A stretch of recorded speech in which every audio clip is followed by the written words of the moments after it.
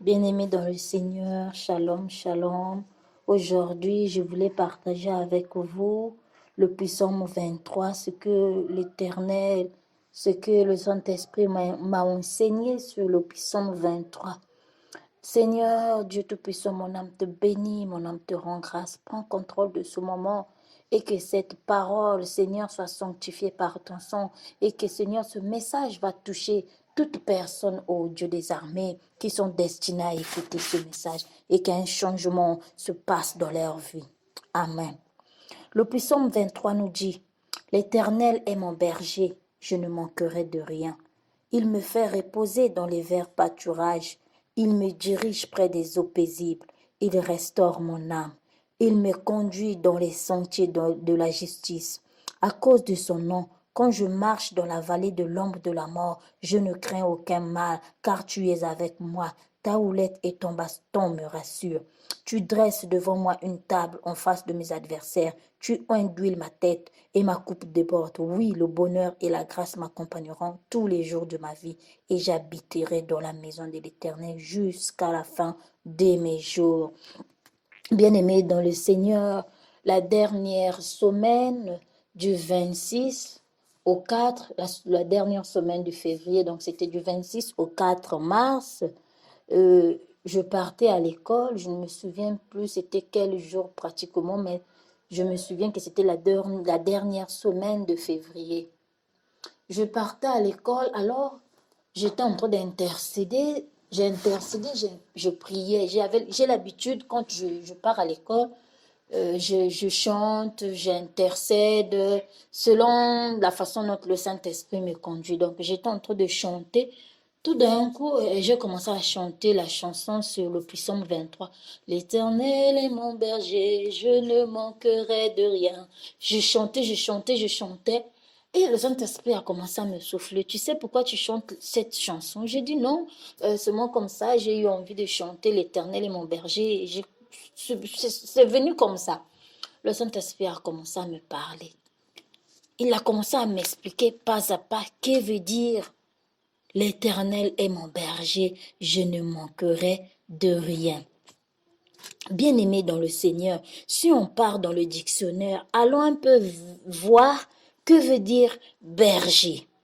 Alors, dans le dictionnaire, berger, masculin ou bergère, féminin, c'est une personne qui garde les moutons, les chèvres, qui prend soin du troupeau. C'est la personne-là qu'on appelle berger. Et la Bible nous dit, l'Éternel est mon berger, je ne manquerai de rien. Bien-aimé dans le Seigneur, le berger dans la Bible, c'est une personne qui garde la bergerie. La bergerie, c'est qui? C'est les chrétiens, les gens qui viennent, qui prient avec toi ensemble. Dans une église, il y a un berger, le pasteur, celui qui prend soin des chrétiens, celui qui prend soin de toute personne qui s'assemble avec lui. Il y a toujours un chef et ce chef est appelé berger. Spirituellement, le berger, c'est notre Seigneur Jésus-Christ. Le berger, celui qui prend soin de nous, c'est notre berger, le Seigneur le Tout-Puissant. Le rôle du berger, c'est de s'assurer que aucune de ces brebis se perd. Le rôle d'un berger, c'est de s'occuper que ces brebis ne se perdent pas, ne va pas de gauche à droite, ne puissent pas s'embrouiller, changer de direction. Le rôle d'un berger, c'est conduire et veiller sur l'alimentation de ces chrétiens. L'alimentation des chrétiens, c'est lire la parole de Dieu, la prière, adorer le Seigneur, la louange, être dans sa présence, l'intercession, prier pour les autres, soutenir les autres physiquement et spirituellement. Et le Seigneur a commencé à me dire, tu vois, le Seigneur, l'Éternel est mon berger, je ne manquerai de rien. Donc, ça veut dire, si tu te confies à lui, si tu écoutes ce qu'il dit, tu ne manqueras de rien. Écoutez ce que dit le pasteur. Écoutez ce que dit la Bible par rapport à notre marche chrétienne. Écoutez ce qu'on enseigne à l'église, ce qu'il faut faire. Il faut fuir le péché. Écoutez pratiquement les enseignements qu'on nous donne à l'église. Et en écoutant ces enseignements et en les mettant en pratique, nous allons manquer de rien. La Bible nous dit, fais de l'Éternel tes délices et il te donnera ce que ton cœur délice, ce que ton cœur désire plutôt, j'allais dire.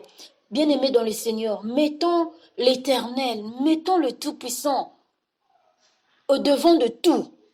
C'est-à-dire, comment je peux dire, avant d'aller par exemple au travail, avant de cuisiner, tu dois d'abord prier. Avant de sortir, tu pries, c'est-à-dire tu recommandes ta journée, que le Seigneur prenne le contrôle de tout. Quand tu montes dans ta voiture, Seigneur, je recommande cette voiture entre tes saintes divines mains.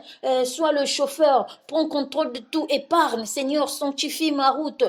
Épargne tout ce que le diable a prévu pour cette journée. Donc, bien-aimés dans le Seigneur, si nous mettons l'Éternel, Zambiampungu, le Dieu Tout-Puissant, si nous le mettons au devant de tout, nous lui donnons la première place dans notre vie, nous allons manquer de rien. C'est ce que le Saint-Esprit est en train de m'enseigner. Si tu me mets à la première place de ta vie, tu vas manquer de rien. Aujourd'hui, beaucoup de gens disent, moi je prie, mais il me manque ceci, il me manque l'argent, il me manque la voiture, il me manque une femme, il me manque les enfants, il me manque beaucoup de choses. Bien-aimés, le psaume 23 nous dit, l'Éternel est mon berger. Laisse que l'Éternel soit le berger de ta vie. Laisse que le Tout-Puissant puisse te diriger. Laisse que le Créateur puisse guider tes pas et tu vas voir, il y aura un changement dans ta vie. C'est ce que le Saint-Esprit est en train de m'enseigner. Laisse qu'il prenne plutôt la première place dans ta vie. Donne-lui la place qu'il faut. Apparemment, nous donnons à l'Éternel la dernière place. Nous mettons nos activités, nous mettons notre priorité devant et lui, nous le laissons derrière. C'est quand nous n'arrivons plus que nous faisons recours au Tout-Puissant. Non, bien-aimés, ce n'est pas ce que nous devons faire. Nous devons mettre Dieu devant. Nous devons mettre Dieu devant sur tout ce que nous faisons, sur les projets, sur notre conduite, sur ce que nous devons manger, comment marcher, comment s'habiller. Bien-aimés dans l'Éternel, bien-aimés dans le Seigneur, mettons Dieu devant, qu'il prenne la première place et vous allez voir, nous allons manquer de rien. Donc, bien-aimés dans le Seigneur, quand nous lui donnons la première place, regarde les bénédictions qui sont cachées derrière. Quand le Seigneur est notre berger, quand le Seigneur guide, quand il dirige nos vies. Parce que le berger, c'est ça son rôle. Le rôle d'un berger, c'est diriger ses brebis, c'est donner à manger à ses brebis, donner à boire à ses brebis. Bien-aimés, si nous donnons à l'Éternel cette place, regardez la bénédiction qui vient après. Il dit, il me fait reposer dans les verts pâturages. Il me dirige près des eaux paisibles. Il restaure mon âme. Il me conduit dans les sentiers de la justice à cause de son nom. À cause de son nom. À cause du rôle que tu as donné à l'Éternel. Et quand tu seras dans la détresse, quand tu seras dans les problèmes, quand tu seras dans la mort, bien-aimé dans le Seigneur, il viendra à ton secours. Quand je marche dans la vallée de l'ombre de la mort, je ne crains aucun mal, car tu es avec moi, bien-aimé dans le Seigneur. Quand nous faisons l'Éternel de tout, nous nous donnons la première place dans notre vie. Bien-aimé, quel que soit le problème, quelle que soit la situation que nous allons traverser, il viendra à notre secours et il viendra en vitesse parce qu'il sait, cet enfant m'honore, cet enfant fait tout ce que je le dis, cet enfant est une bénédiction pour moi, bien-aimé, quelle que soit la situation là où tu te trouveras, il viendra et en grande vitesse.